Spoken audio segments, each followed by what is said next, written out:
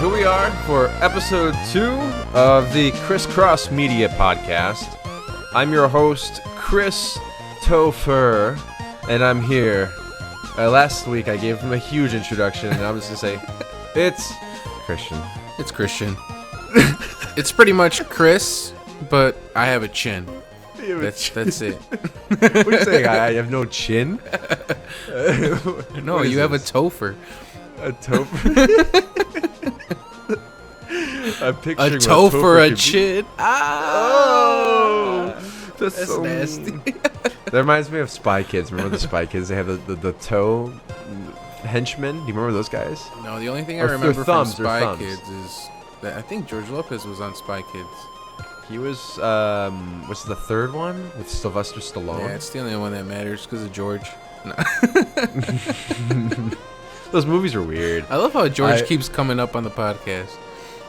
Yeah. That needs to be every time we're gonna mention George Lopez. It's gonna be a tradition here on the ChrisCross Media Podcast. There we go. Okay, so let's just do a quick overview of what we're gonna be talking about today. We're gonna talk about Thor 3 and how there's gonna be a Jurassic Park reunion. We're gonna talk about this announced live action Lion King movie, which that's gonna be our kind of like our main topic we're gonna talk about today. And today, well, not the day you're watching this or when it's uploaded, but today when we are recording this, it's the 20th anniversary of the Nintendo 64. We're going to talk a little bit about the rumor of Disney buying Twitter, and we're going to do some fan questions as well. But before we get into all that, Christian, how you doing? I'm very, very well. I'm doing very splendid today on this evening. Thank you very much. You know what I'm going to say? Really quick. You'll text me in the morning, and like 95% of the time, it's, hello, chap. hello, governor. Hello, governor. Yes, hello, governor. Hello, chap. like who are you? What is this? You're a Mexican who lives in Illinois who talks like a British guy.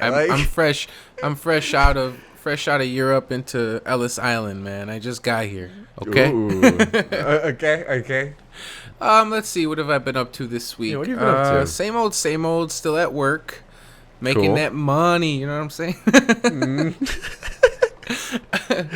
Oh, nice. More like paying bills, but I'm doing that.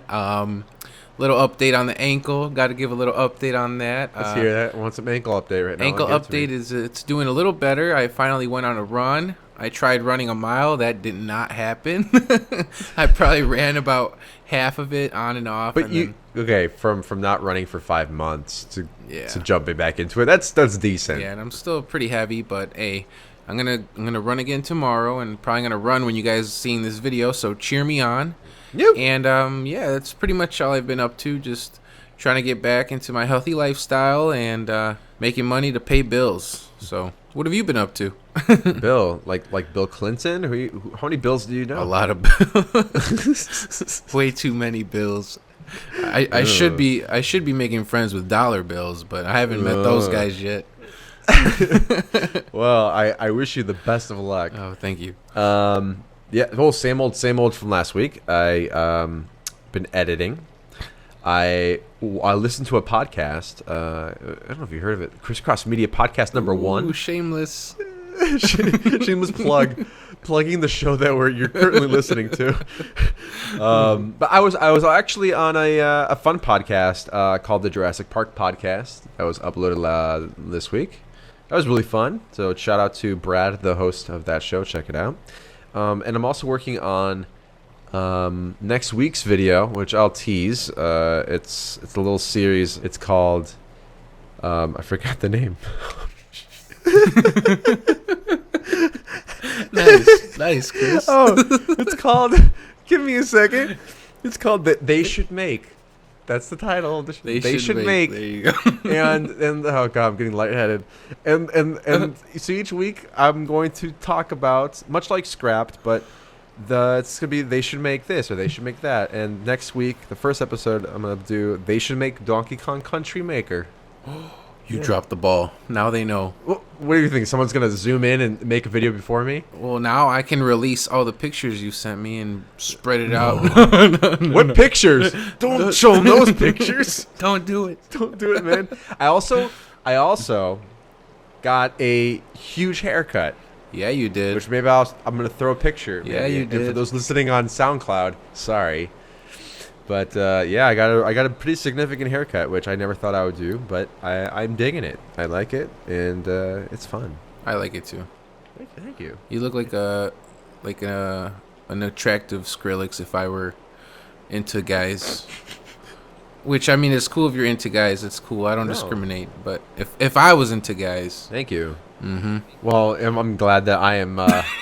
wait, okay. Well, first off, you said that kind of, like, really sultry. You're like, yeah. Mm-hmm. Well, I just wanted to, get that nice sound out there and a good sound for the ears, because I just want to plug out that you can get this podcast on SoundCloud now, thanks to Chris getting it over. Oh, you're welcome. So let's roll into the first topic here. So Thor 3, which is titled Thor Ragnarok. This is a film that comes out in 2007, and it features 2017, bro. You said 2007. Didn't you? Wait, did I? I think you did. I don't think so. Oh, well, maybe I did. Well, yes, it's already out. It's been out for quite some time, almost 10 years. Okay, 2017. It features Thor, it features Loki, and guess what else it features? Hulk. And guess what also it features? Who? A reunion, a Jurassic Park reunion. Features Sam Neill, who just announced that he filmed some stuff for this movie, and of course Jeff Goldblum. So I'm going to cut to a little clip really quick of Sam Neill announcing this fun little feature in this movie. I am actually, I did a couple of days on Thor just before I came over here. So Wowee! Boom! Yeah, I know. But I had to sign all sorts of things that if I say anything else, Marvel's secret agents, and they are lethal, will come and get me, and probably my children as well. It's my elevator music. That was pretty good. I danced. I was kind of going with it. Okay, so we've known for a while Jeff Goldblum's going to be in it. He's going to play this character called the Grandmaster, and I had to look up what the Grandmaster was. The Grandmaster, though, according to Wikipedia, is a cosmic being fascinated with gaming and chance. Ooh. And he enjoys manipulation. Sounds sexy. Sounds very Jeff Goldblum, if you ask me. Who is also a very sexy man. And then Sam Neill, who played Alan Grant in Jurassic Park. Obviously, we just listened to the clip. He doesn't know who he's playing, or he didn't say who he's playing. But this is their first on-screen appearance since 1993. And one of the jokes I've seen a lot on Twitter is that Marvel reunited these two actors that a lot of fans have been wanting to see on screen together for Jurassic Park or Universal Studios could. When was the last time? Is it Sam? Yeah, when was the last time Sam Neill was in a movie? He does a lot of sci-fi stuff. I haven't seen him since Jurassic Park, and I mean, I'm not as big of a Jurassic Park fan as you are, but I'm like, man, he was in Jurassic Park 3. Okay. He was in a movie called Bicentennial Man with Robin Williams. That was a Disney film. Ooh, that's old. That was old. But he's been in things. I haven't seen them. His a big return to the big screen, kind of. I mean, oh gosh. I mean, he's not getting a major role. If I were to, I didn't do my research here, but he's obviously promoting a film that's doing really well. Yes, this will be his big return to a major blockbuster, really well-known movie. So yes, you are correct. All right, well there we go. Can't wait. Yeah, it's gonna be fun to see him on screen again. Let's stop playing around. All right, okay. Let's talk about the. Stop beating around the bush and get to the nitty gritty. Let's stop bushing it around the beating, right? Let's get back to the meat, right? Mm-hmm. The Lion King live-action movie. Wow. All right. Wow. This is something you and I have talked about in the past. I think. Well, we try to keep it low key because we wanted to, get our opinions all out on this video for Raw and everyone to see. Yeah, you and I haven't really talked about this because we wanted to save it for the podcast. Well, I'm going to say what we know so far, right? There's no date announced. We know that Jon Favreau is going to direct it. He's the director of Iron Man 1 and 2. He's produced the Avengers films. He directed Elf. He just recently directed the Jungle Book movie for Disney. I still have yet to see that movie. I wanted to see it though. Same here. And I've heard really great things about it. Heard great things. The trailers look great. It made $965.8 million in the box office and has a 95% fresh on Rotten Tomatoes. And I swear to God, I am strangling my mic right now. If anyone in the comment section ruins this movie for me, I'm coming for you. Don't ruin it for me, man. Jungle Book? Yeah. Have you not seen the cartoon? No, I actually haven't. Oh, wow. That's one movie that, and if I did, as a kid, I don't remember. Well, I would recommend watching the cartoon and then this. You should watch them hand in hand. But okay, so let's get back to this really quick. Okay, so Jon Favreau's directing. Obviously, a great director. He did really well with the Jungle Book, so he knows how to do, live action mix, cartoon animals, great Disney cartoon adaptation, blah blah blah.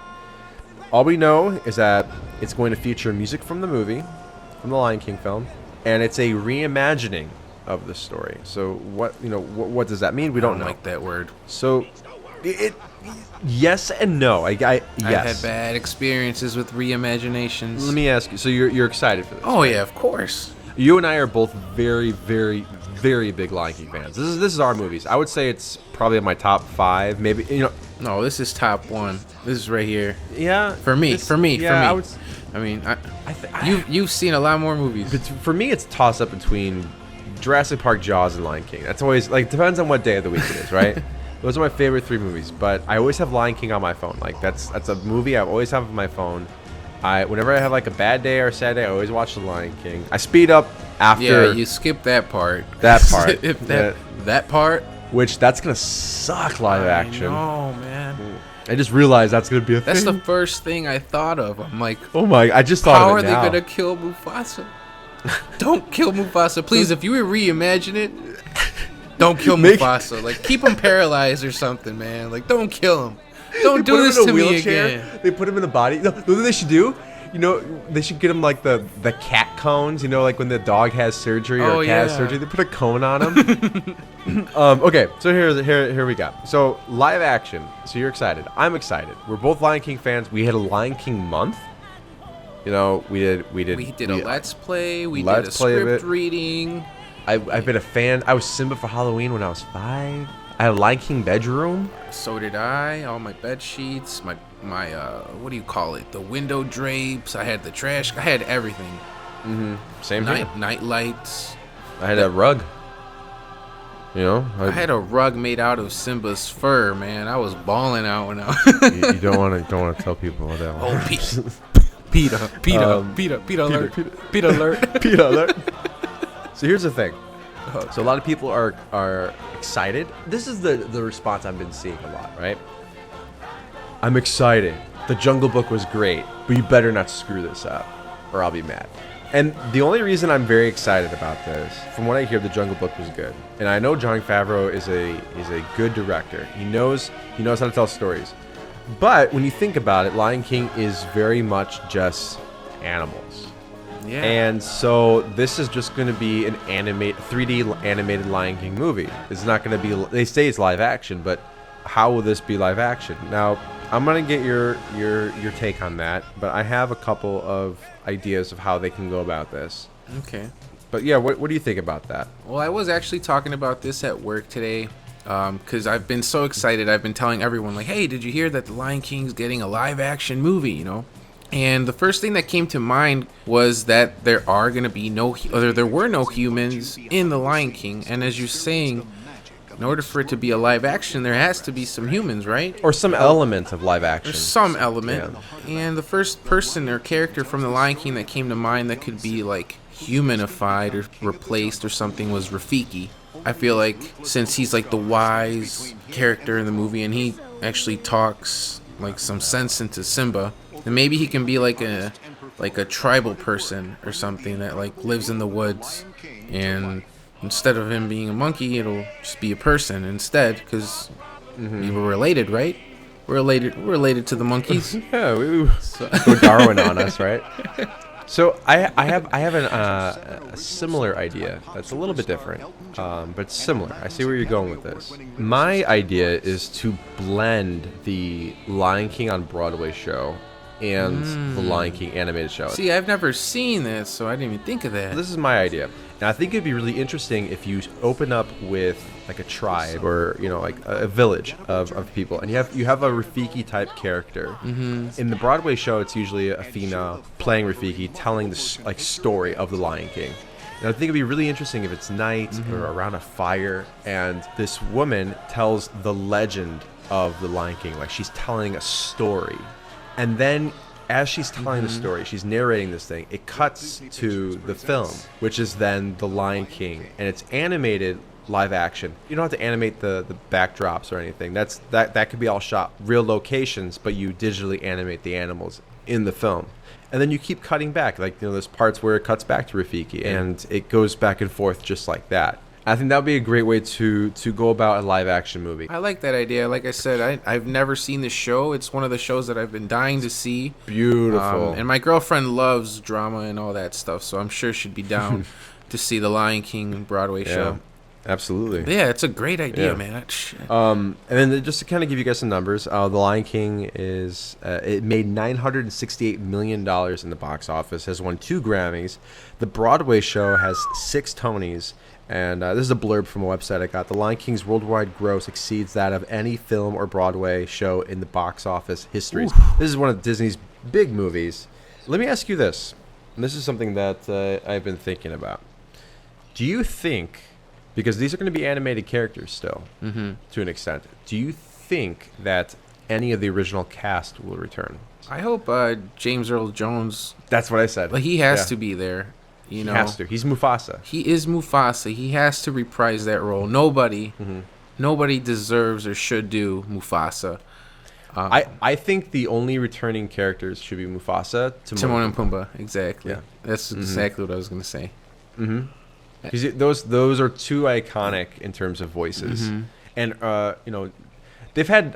Nathan Lane is the voice of Timon, and they've had different actors play the role, like for the cartoon show and for video games and stuff. But Ernie Sabella, since day one, no matter if it's a McDonald's toy or a commercial or what, Ernie Sabella is always Pumbaa. Yeah, they have to do those 3. And those are the 3 that came to my mind. Maybe Jeremy Irons is Scar. I thought but I can see them going a different route. I don't know. They might even take Scar out of the movie because they're not going to kill Mufasa. It's just a happy movie with lions. It's more like a documentary. Man, it's gonna make me cry. I'm gonna cry. I'm already saving up the tears, man. You start crying in the theater like you have a bucket of popcorn. You're just like, dude, I cried, man. I mean, I cried. Let me tell you this story real quick. When the Lion King 3D came out in theaters, you remember that? It was you saw it by yourself. I felt so bad. Yeah. So like I had this plan, like I'm gonna go see it with my friend.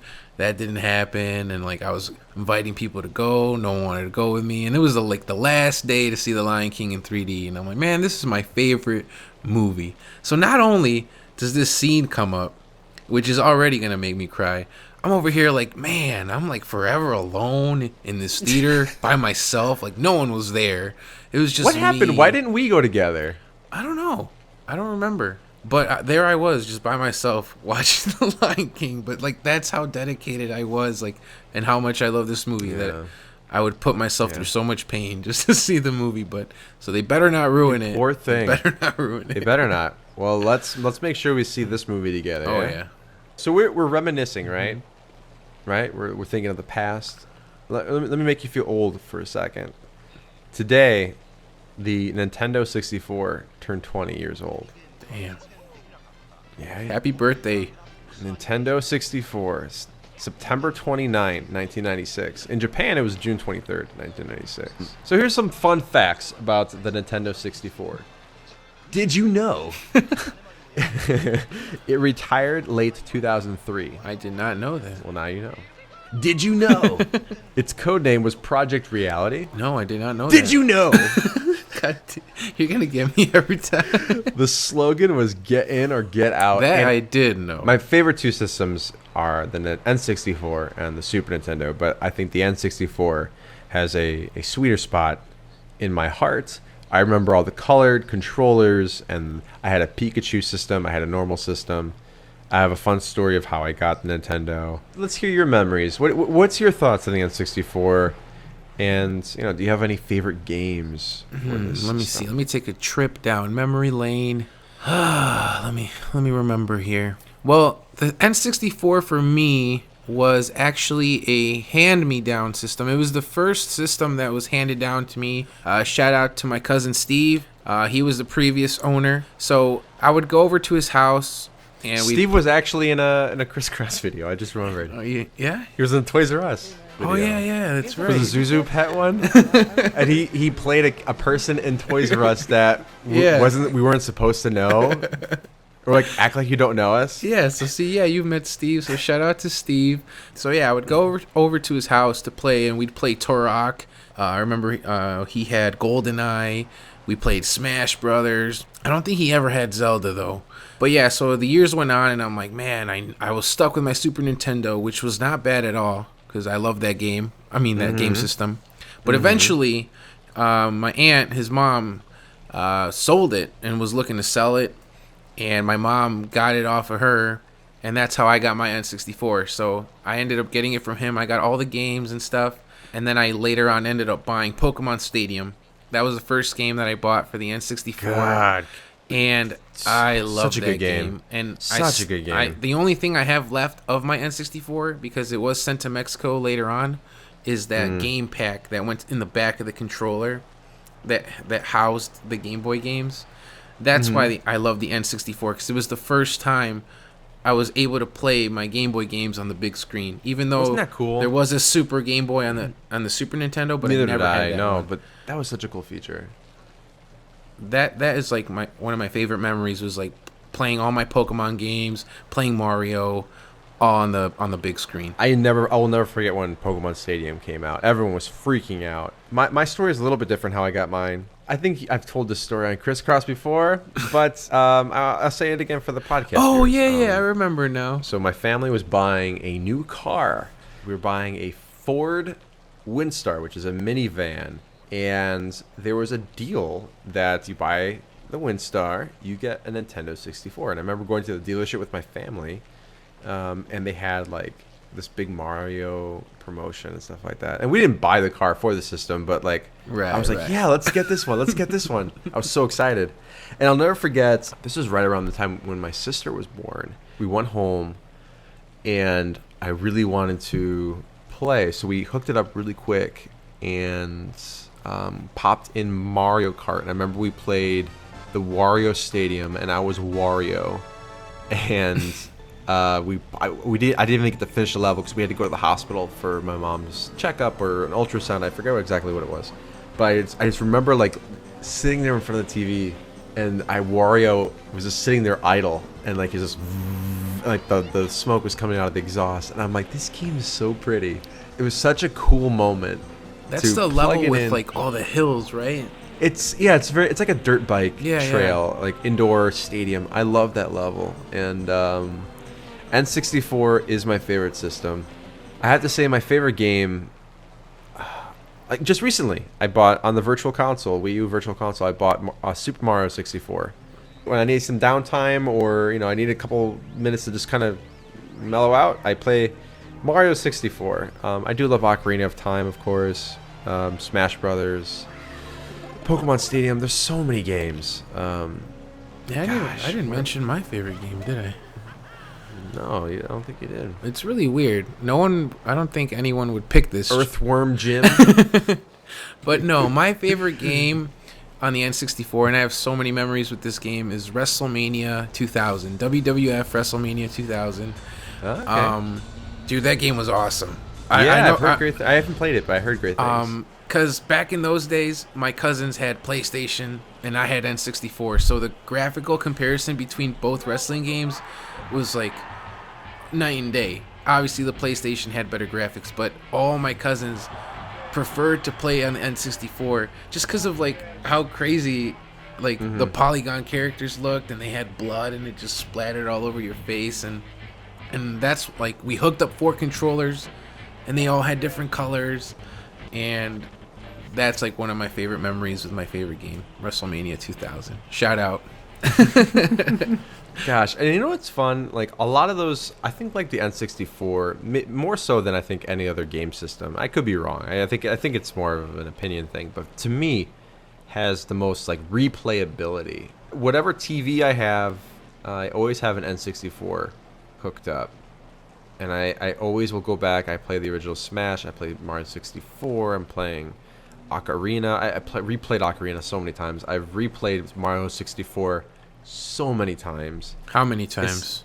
I don't even remember. I can't even honestly tell you. So many times. So many times. That's measurable in, I don't know. Donkey Kong 64. Oh, right. Banana. Dude, I love that game. We got to let's play that game. No, right? dude. The music and everything in that. I mean, it's just beautiful. I love the controllers, too. I can go on and on. Dude, we owe a lot to the N64. I was just thinking about this right now. Like, if you think about it, it is the first system that allowed for local player multiplayer naturally built in. The PlayStation had 2 slots for controllers. And what was out at the time? I think the Sega Genesis, whatever, Sega Saturn, Genesis, yeah, whatever Sega, it was yeah, called. one of those, I didn't own one, sorry. But the N64 came naturally with 4 ports, and the controllers were made out of plastic. They were like so simple. They were cheap. I think they were like $20 or $30 at the time, and obviously that's why everyone wanted to come over to play that. You're talking about Mario Kart, you're talking about wrestling games, you're talking about Super Smash Brothers, and then GoldenEye came out. You know, and I never played GoldenEye, but you can obviously see to this day the impact that game has had, or not only in first-person shooters, but in gaming in general. Like, without it, I don't know where multiplayer would be. And you got to give credit to the N64, because that's the platform that made it all happen. So I love that everything had 64 at the end. yeah. Diddy Kong Racing 64. Dude, I love that game. That was a good game. Oh my god, that rivals Mario Kart. I'm sorry, but that game was... It does. Oof. It does. Oh, you can make a whole video on the Nintendo 64. You could. Maybe we'll do that next time. Look, Chris, do you hear that? You're scaring me, man. What did you hear? No, do you hear that? Oh, sing like the birds sing. Tweet, tweet, tweet, tweet, tweet. So, it seems that Disney may buy Twitter. What? That's the rumor this week. I saw on Twitter. Yes. I saw on Twitter that Disney may buy Twitter. This is what I read. The Walt Disney Company is working with a financial advisor. Just one advisor. Just one guy. One guy to evaluate Or girl. Or girl, yes. To evaluate a possible bid for Disney. Now, apparently they already have a working relationship with Twitter. And Twitter has the desire to become more multi-platform. They want to really get into video distribution, which they've started to do some streaming, apparently. They really want to get into that YouTube territory. Watch out, YouTube. Twitter's coming. Let's be real. And, Disney has a huge library of intellectual property. They're a large studio. They have the funds and money to make things work, to make things happen. And they own ESPN, which is... Let's be real. It's the granddaddy of sports. And it would be really big. Granted, I don't really watch sports, so it doesn't really bother me. But what do you think about Disney buying Twitter? Well, at this point, man, Disney can have my soul, man, because they have everything. Like, how much does Disney have to give me so I can sell my soul to them? Because that's what it feels like. They own everything, man. I do know what you're talking about because I do watch a lot of sports, and I'm doing fantasy football right now, so I'm constantly on Twitter checking for updates. But I did see last Sunday that I could watch the football games or watch something on Twitter, and it was like on the front, pinned to the top of the app. You can push play. They've extended it so now you can watch longer than the 30 seconds or 15 seconds that was allowed. But I have been reading on that both Facebook and Twitter have been trying to cut into that niche, like that video niche, and they're trying to make... Yep. And YouTube is kind of doing the same thing. YouTube's trying to become Facebook. Mm-hmm. And then now Facebook and Twitter are trying to become YouTube. Yeah, and Instagram's trying to do the same thing. And Instagram's owned by Facebook, so it's like right. They're all intertwined. It's gonna be interesting. I'm excited. I think Disney can do it, and they should do it. This news came out. The Twitter stock shot up too, by the way. Twitter exclusive movies? Yeah, there could be Twitter. You don't know. Maybe there could be. I don't know. Maybe we'll see Lion King live action on Oh, that'll really shoot up yeah, right? the user base. No, but who knows? I'm not against this. I think Disney buying it is not a bad idea. Go for it. You know what sucks? What Is that if Disney does buy Twitter, this is only gonna delay Kingdom Hearts 3 that much more. Why? Because they're gonna try to. They're going to be like, everyone at Square is going to be like, you know what? Disney just got a new property. We're going to delay this game a little longer. But what are you talking about? How are we going to incorporate Twitter into Kingdom Hearts? Shut up. We got to delay this game a little longer. Like, come on. Can you man. imagine, like in Kingdom Hearts, in the game, like, you have to, like... They're tweeting? Yeah, you have to be tweeting as Sora. And, like, take my pictures God. and selfies and, like, hashtag it and stuff. Like Jiminy Cricket's journal, but now you have like a freaking Twitter page. feed. I'm like, telling you, man, you're laughing now, but that's gonna happen. That's how you find out. Like, we're like, oh my God, Maleficent's over here. Like, you follow her Twitter feed, and you have to stalk her, and you're like, what? Oh, she's at the cafe. Let's go. And Sora, let's go. You know, they're like running. Oh my God. You laugh now, but it's gonna happen. Watch. It's gonna be huge. It's gonna be huge. All right, dude. Let's get to some fan questions. All right. All right, let's do it. Let's do this. That does it for all the news. Hope you guys enjoyed our talk, but let's get into the fan questions. And, you know, for those who have questions for us, leave it in the comments below.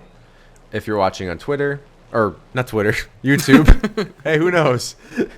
If you're watching on YouTube, leave it in the comments below, or send us tweets, or go on our Facebook or our Instagram. I don't know. Can you comment on SoundCloud? I'm new to that. I don't even know. But let us know. You can find us everywhere. I think we're everywhere. And you might be featured in the next episode. And also, like, let us know. Are you excited for Thor 3? What do you think of the Lion King live action? Give us your favorite game and or memory of the Nintendo 64. And what do you think about Disney buying Twitter? We gave you our thoughts. Now let's hear yours. And we'll feature you guys in the ChrisCross Media Podcast 3. Sorry, I had to take a breath there. I'm like dying. Okay, so fan question. All right. MrAngelChacon. I apologize if I said that wrong. You butchered it, man. I know. It was Chacon. Was it Chacon? No, I'm just kidding. I don't know. But he says, this is on YouTube, he says, a good topic to talk about is the Paper Mario franchise and whether you think it's downfalling or not. Now, Paper Mario, the first game that came out for Paper Mario was on the Nintendo 64. And there has been, let me count here, 5 games and 1 spin-off game. And there's a new game coming out October 7th, which is next week, called Paper Mario Color Splash on the Wii U. Christian, are you awake? Yeah. Oh. You're just so quiet. What do you think about this? Do you think Paper Mario is downfalling? Have you played these games, first of all? Let's see. The first game on the N64, I did not play. It's so good. I 100%ed that game. I didn't own it. My friend owned it, and I played it here and there, and I thought it was fun. The one that I did play and that I loved was the second one, the 1,000-Year Door, that came out for the GameCube. Mm-hmm. That was a game that my brother actually bought, and he would play it every single day. He'd come home from school, he would play it, I would be there helping him play it. And it was one of the first games that I ever beat with him, and then we completed everything, 100% it, and I love that game. Yeah. I thought it was amazing. To me, that's my favorite, but I'm biased because that's the one that I actually played first. I'm biased towards the first because that was the one I played 100%, and it was such a good game. But I think it's fair to say that they're both, like, probably the best Paper Mario games. Absolutely. Because after that, the next one that came out was for the Wii. Super Paper Mario on the Wii. I never played that. I had it, and my brother played that game more so than I did. You know, you mentioned the downfalling, and I went on Metacritic, and I know that may not be the best source for, you know, getting numbers and reviews and all that, but, you know, it's something to kind of base this argument on, right? So Paper Mario has a 93%. That's pretty high. That's good, right? Oh, that's an A+. Yeah. Paper Mario 1,000-Year Door has an 87. Again, really good. Super Paper Mario on the Wii, 85. So the first three, okay, pretty solid. Then for the 3DS title, Sticker Star, there's 75%. So there's a little bit of a drop. Then again, okay. And then the Mario and Luigi Paper Jam has a 76%. So it's roughly the same. So, I mean, these games, they're not being torn apart. Their lowest, 75%. That's still, in terms of game reviews, that's pretty decent. You could argue, yes, the number is declining since it's 93%. I think those numbers are a little misleading, though. How so? Here's why. Okay. All right, so the first one gets a 93. Obviously, that's going to be the highest rated one. Why obviously? Well, it's the first one that came out. It's on the best console ever, the N64. And, it's a whole new style of game. And I feel like, obviously, they're not going to go back and change the rating. But, it got on a 93 when it came out. The second one then came out and got a 87. It's not that far off. And it could be nostalgia that's knocking it down a little bit. It's a 6-point difference. Yeah, okay. And then the third one came out and it's an 85. It's still right there. I mean, it's not like it drastically fell off. And then those are games that came out on a console. And then you get the ones that come out on mobile. And those are the ones that have the lower score. Oh, handheld, not mobile. Or handheld, mobile, same thing. Yeah. Okay. But, I was being nitpicky. But maybe those have a lower score based on just because of the, like, what is it called? The experience?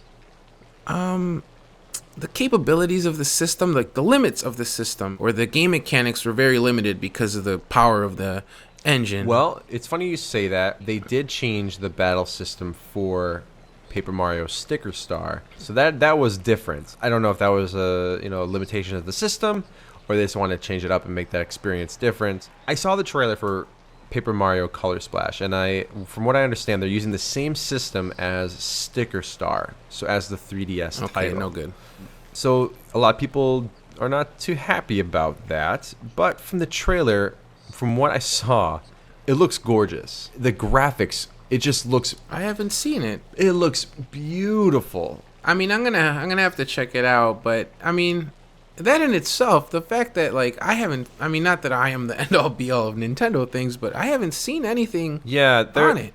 I haven't heard it. I haven't seen any promotion. And how you were mentioning earlier, it's definitely because it's on the tail end of the Wii U's lifespan. And I feel like that's obviously gonna hurt it automatically. And now that you're saying that it has the same style as Sticker Star, that's going to hurt it even more. It could hurt it, or it might not, because there's not many Wii U titles coming out. So it might be like, all right, well, what am I going to get? Well, I guess I'll get Paper Jam or Color Splash. So, maybe it'll do well. For contrast, Donkey Kong Country was towards the tail end of Super Nintendo, and that did really well. It was the second best-selling game on that system. So, But then again, that's Donkey Kong Country. That's true. So here's the thing, there is some criticism that they needed a title, or Nintendo needed to push something out for the holiday season, so they just made essentially a port of Sticker Star and changed a few things here and there, and they're like, okay, here's a game. Kind of like that, the Mario Tennis, which was kind of slapped together for the Wii U. I feel it's going to flop. Yeah. I mean, I'm being realistic here. Not a lot of people are buying Wii U's, let alone Wii U games. And I think people are just waiting for the NX. Yeah. I don't know. But this is my worry with that is, I really want a true sequel to Thousand Year Door. Because Super Paper Mario is a little different, and so is Sticker Star and all that. I want a true sequel.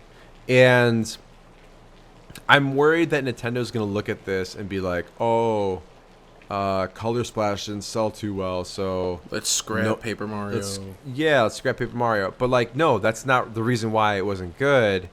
The reason why it wasn't good was that you changed it too much. Go back to what worked, and then just make a story off of that. So, I don't know. We'll see. But, again, we're just guessing that it's going to flop. But, I guess... All right, Christian. Yes. Any closing thoughts on that? Because I'm gonna keep moving here. I'm gonna keep on trucking. Oh, you can go on. I already folded up Paper Mario into an airplane and threw him away. Let's go on to the next fan question here. So this one fan question. I purposely did not tell Christian before we started recording because I wanted to get his reaction raw. This is from Twins Plays again. His name's John. Hey John, how's it going? Hey John. He's a great fan. Always liking our videos. He's always commenting. He's a great guy. He's trying to win that giveaway, huh? We haven't announced that yet. Oh, yeah. Calm down. Well, we are giving away Spider-Man cookies. Here's the question. You ready? Which mythical creature do you think would taste the best cooked up? What the? Oh, my God. Right? Like some Bigfoot steak? What do you want? Oh, I have bad memories with Bigfoot. There's What? a reason people can't find him anymore. Oh my god. Oh my god. Smells like Bigfoot. Oh man, that's a tough question. I actually don't know that many mythical beasts, mythical creatures. The only thing that comes to mind is You said that's so genuine. Like, I actually don't know that many. Like, on a personal level. I see them, I just don't know them. They're always in the office. I never go up and talk to them. I was thinking of like the Centaur and the Minotaurs, and then that got my head going into like Harry Potter land. Well, I mean, you got like what's some of the famous ones? You got Loch Ness Monster. Okay. You got Bigfoot. You got the Abominable Snowman. You got the Yeti, which is a little bit different than the Abominable Snowman, apparently. You have the Cthulhu. You have the Chupacabra. The Chupacabra. Yeah. What else? I'm trying to think of these on top of my head. You can go. What's mythical? I guess you could say Pokemon are mythical. Jigglypuff looks delicious. Cook up a Pikachu stew or something. But Oh my God. oh, that's actually nasty. Yeah. Eating rats. Yeah. Well, that's a delicacy somewhere. No. Well, No. that is not a delicacy. You're gonna get me on like the Food Channel with that one guy that Bizarre Foods. Bizarre Foods. Yeah. Andrew Zimmerman. No, I mean I was just thinking of Harry Potter and of thinking of the cover of, I believe it was Chamber of Secrets. The snake. I think. Or was it Prisoner of Azkaban, where he's like on a big bird? Oh, the Griffin Yeah, I think no, that's I don't. or Phoenix. Yeah, he's on the Phoenix thing. The Order of the Phoenix. But anyways, it's this big bird. I would love to have that big You want to bird. eat? You want to eat cooked- Big Bird? Yeah. Eat big bird all cooked up, nice and boiled. Get the meat all nice and tender. Make So some you tacos. want to eat a griffin, is what you're saying to me Yep. right now. Mm-hmm. Okay. So griffin is half lion, half eagle. Well, that's what I want. You want to eat a lion bird? Is that what you're saying? Yeah, I mean, if I already saw Mufasa die, I can eat that griffin. All right. Hear me out on this one, right? I'm Greek, right? Half Greek. Mm-hmm. I love me some octopus. All right, some good grilled, well-prepared octopus is some good. That's good eats, man. It is. I love octopus. And I think I would definitely eat the kraken. Ooh, All right, that's a big meal. dang! I didn't even think of that one. You know what's funny? I just pulled that out of my butt just now. I didn't even have an answer prepared. I was to say something like a Bigfoot burger or something like that. You know, I was like, oh, you got to clean the hair. And Oh man! apparently, Trust me, that they, is they not smell fun. like skunk. So I'm like, I don't know about that one. Have you ever skinned a pig before? No. Oh. Well, in Mexico, they killed a pig for me just to celebrate like me going over there. And man, that was so weird. Like to try to get the hair off the pig. Like I didn't even know pigs are so hairy, man. Like, but it was done. What kind of question was it? Apparently, my question is worse than the one they asked. You ever skinned a pig before? Like, no. I haven't. Like, I don't know. I'm sorry. Well, you should. That's not something I should. All right. Well, I'll get on that. And, I'm gonna have to My take you to face the hurts. ranch. yeah, do it. You got to learn some things. They didn't teach you this at the Boy Scouts, man. This is No, they don't. They taught me to rub a couple sticks. They didn't tell me to skin a pig, man. That's some real man vs. wild backyard stuff. Well, Christian, well, Chris.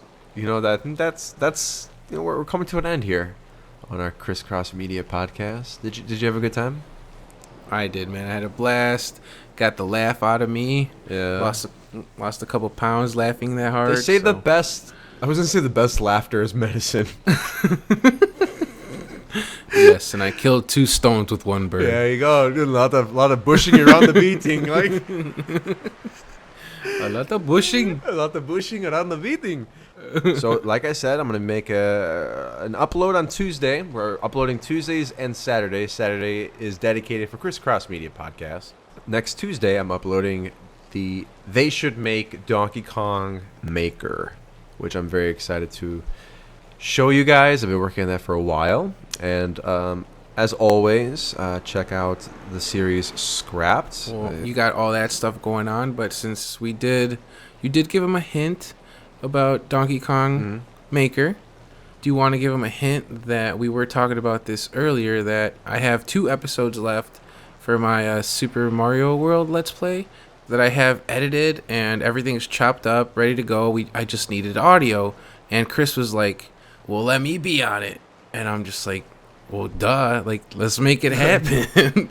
So no, you're like, no, I don't want you on. So I don't know when that'll come out. Still got a lot of things on our plate, but that's definitely something to look forward to, and that'll be a great way to finish off the last 2 episodes.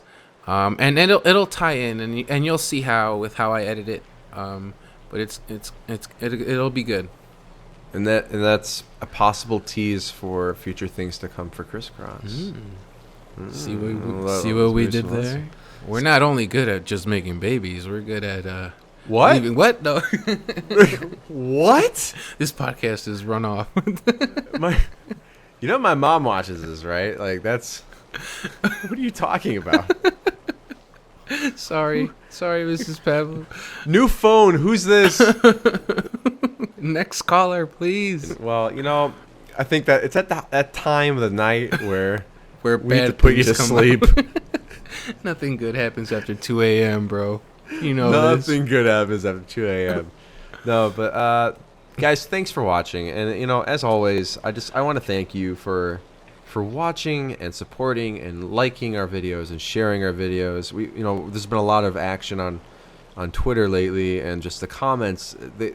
Like Christian and I were saying before, we really, really read every single comment. We really live for those messages you guys send us, and I get so many nice letters from you guys, and it just, now I'm getting all heartfelt. It means a lot. And is that you sniffling? Yeah. This crew that we've established with all you guys, it's been quite a journey. And like our video from a couple weeks back, we celebrated our 7-year anniversary, and it's fun to finally have a podcast. And now we're running really long, so I'm gonna wrap this up. Hopefully they had a long commute. Or whatever you're doing. You don't have to be commuting anywhere. Maybe you're just sitting down, relaxing, No. hearing our voices. Your bubble bath, just chilling. And Do you take bubble baths, Christian? I do, man. Don't judge me. Squirt some bubble juice in there. Get the bubbles all up in the bathtub. Bubble juice. Of all the words you could have chose, why I'm bubble telling juice? you, man. It's past 2 a.m. man. All right. Well, with that thought in mind, thank you guys for watching ChrisCross Media Podcast 2. My name is Chris, and My name is Christian. Oh, you're Christian? And you guys have just been ChrisCross. Thank you for watching. Check us out. Coming up next week, I'm gonna shut up now. Oh my god. Bubble juice. 1, 2, 3.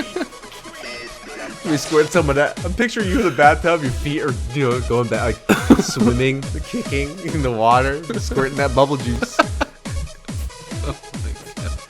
I'm gonna text you, Christian. What you up to? Squirting that bubble juice. Squirt, squirt, squirt. Squirt, squirt, squirt, squirt.